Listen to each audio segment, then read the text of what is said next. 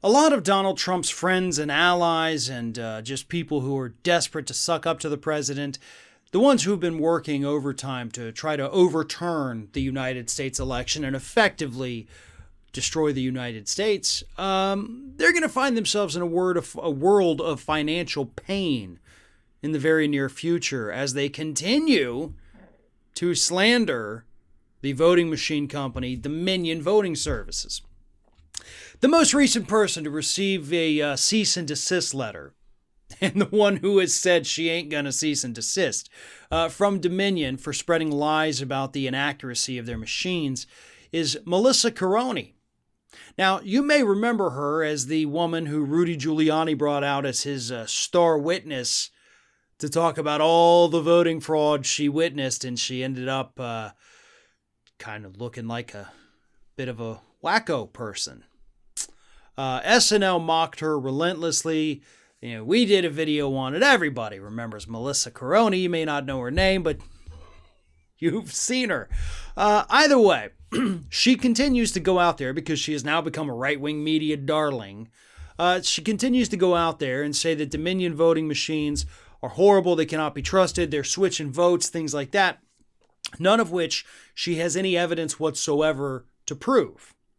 So last Tuesday, she got hit with a cease and desist letter from Dominion, which is the first step before they file a slander lawsuit against her. The greatest part about this is that Miss Caroni says she ain't going to do it. This is what she said. Well, first of all, she said that the letter from the attorneys was degrading because the letter from Dominion's attorneys said that her only experience with these voting machines was being hired through a temp agency to clean them, to wipe down the screens and perform other menial tasks. She says that is degrading. And then she says, I'm not concerned about it. They're scared of me.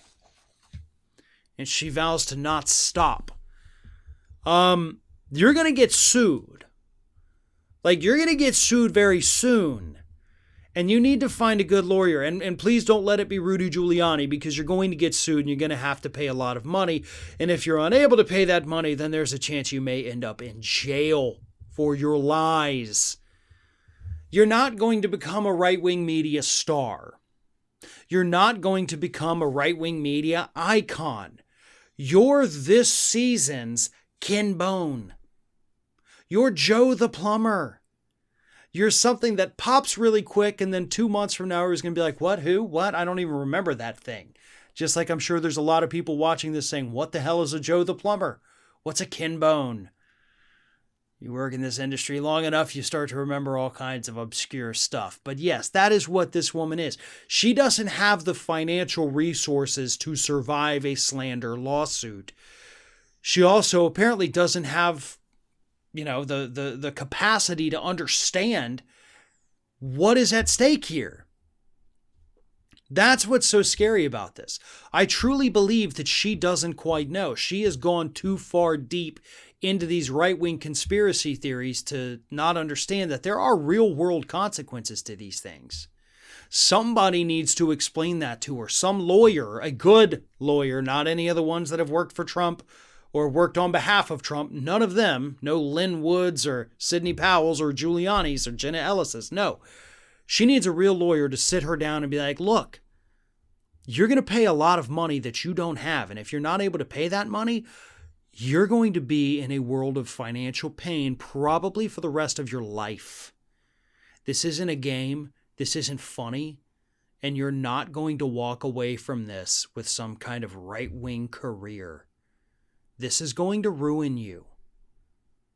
All you have to do is stop spreading the lies and it goes away.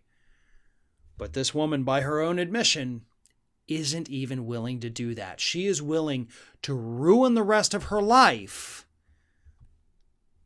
to continue to spread lies for a president who doesn't even know she exists.